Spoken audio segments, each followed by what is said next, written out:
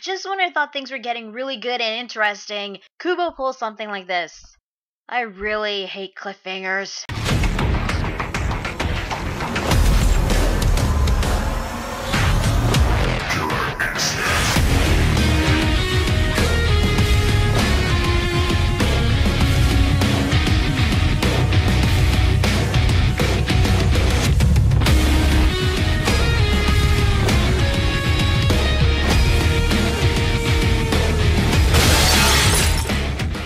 Hey guys, LunarSpawn27 here, bringing you Bleach, chapter 582 with the Headless Star. So the chapter begins with Ichigo arriving at the battlefield, talking to Kenpachi, who's still not looking so good. Ichigo asks him if he could stand, but Kenpachi just tells him to worry about himself, as Candice tries to attack Ichigo from behind with a thunder punch, but Ichigo just shimpos above Candice, grabs her arm, and flings her to the nearest building. Okay, that was kinda cool. As for the rest of the female Stone Reachers, they try to unleash a barrage of attacks, but just like Candice, they also get thrown into buildings. Okay, I'm not really that surprised because, come on, this is fucking Ichigo here. Lil Toto recognized Ichigo, as well as Menanes and Giselle, who both looked really shocked since Ichigo is the head of the 5 war potentials. Candice, on the other hand, doesn't really give a flying fuck because she is really pissed and really wants to kick Ichigo's ass. It's not because he threw her to a building, no, it's because she's covered in dirt and her hairdo's ruined.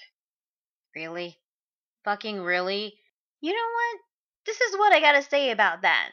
Oh my god, who the hell cares? Anyway, Candice pushes a button on her heart-shaped compartment on her belt. I am not kidding. She has a heart-shaped compartment, which shoots out her lightning-shaped bow. You know what? It's great seeing Quincy bow and arrows because we haven't seen the Quincy's use them in a very long time. So it's pretty neat to see Quincy's using bow and arrows again. So she uses a technique called Galvano Blast, which launches a lightning arrow at Ichigo. It turns out the lightning arrow was a highlight fail charged with thunder with a power of 5 gigajoules, which is a lot of energy. But Lil Toto tells Candice that she was being an idiot. Ichigo will obviously not die from just 1 or 2 highlight fails. When the dust began to slowly clear away, Ichigo then says, "Everyone's so lively and full of energy. I thought it'd be tricky fighting against girls, but it seems I was worrying over nothing." The dust then clears, revealing Ichigo's brand new Shinigami outfit. I know a lot of people didn't like the cloak he was wearing earlier, but to be fair, that was his outer clothing. This is his actual true Shinigami outfit, and I really like it. It looks like his original Shinigami outfit,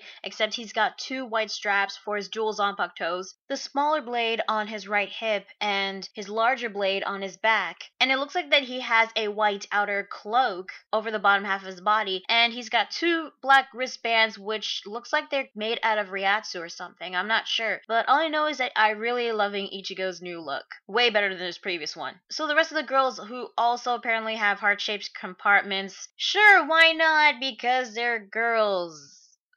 Whatever. Anyway, the girls get their Quincy bow and arrows ready to attack Ichigo while he pulls out his dual Zanpakutos and does a slashing motion, well, that or a double Getsuga Tensho, but he's not in his Bankai yet, and we know that when he does Getsuga Tensho in his Bankai, it's black. So I think that's a slashing motion, but I could be wrong. Well, all I know is that the fight has officially begun, and just when things started to get really, really good, we cut back to Yuha.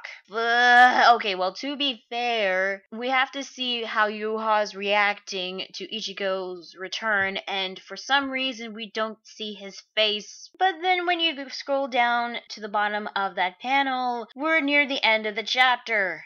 Fuck. I really hate cliffhanger endings just when things were getting interesting. Yuha, now aware that Ichigo has returned, he tells Haschwalth and Uryuu to prepare themselves because it is about to begin. Meanwhile, Askin Naklavar, observing them on top of the tower, says that it's finally that time. Then the chapter ends with him saying, "Well then, do I have a choice or not?"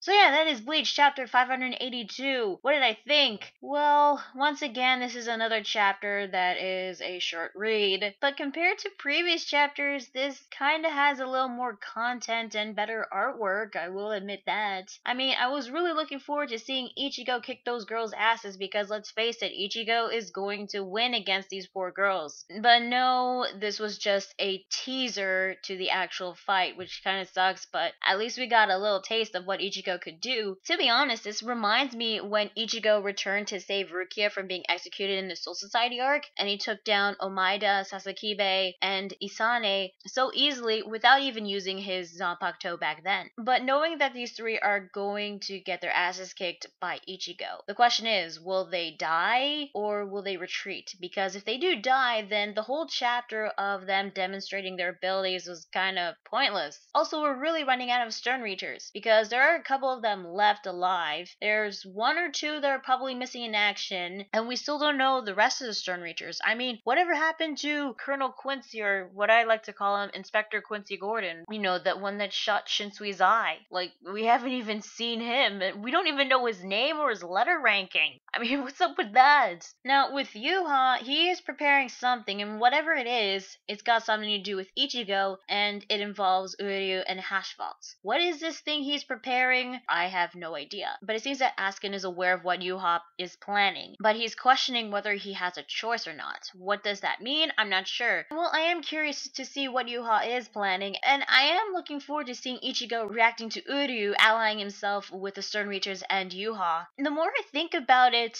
ever since the Stern Reachers were introduced, we only know about their names and abilities and personalities. Well, most of them at least. We don't know anything personal about them, like their backstories or how they became a member of the Stern Reachers. We got a little bit of a backstory, or what you might call a backstory, on Asnot, but aside from that, we don't know anything else about these characters, not on their backstories or anything. I mean, with the Arancars and the Espadas, well, most of them at least, we know at least a bit of their backstories. A lot more than these Quincy's, that's for sure, and I really hope we get to know more about these characters. So overall, I thought this chapter was a bit better than the previous chapters, and the content was a little bit better, but it was another short read once again. I really don't want these chapters to feel short all the time, but this is Bleach, so yeah. I'm just hoping that next week's chapter we get to see Ichigo, because I really want to see what he's learned during his training with Squad Zero. So yeah, tell me guys, what do you think of this week's chapter of Bleach? Did you like it? Did you hate it? Any ideas of what Juha is planning? And what does it have to do with Haschwalth and Uryuu? Let me know in the comments below. Be sure to like the video if you like it and subscribe to more videos, and be sure to check out my Facebook fan page and Google+. So yeah, that is Bleach chapter 582. I'm going to respond 27, and I will see you guys later. Bye.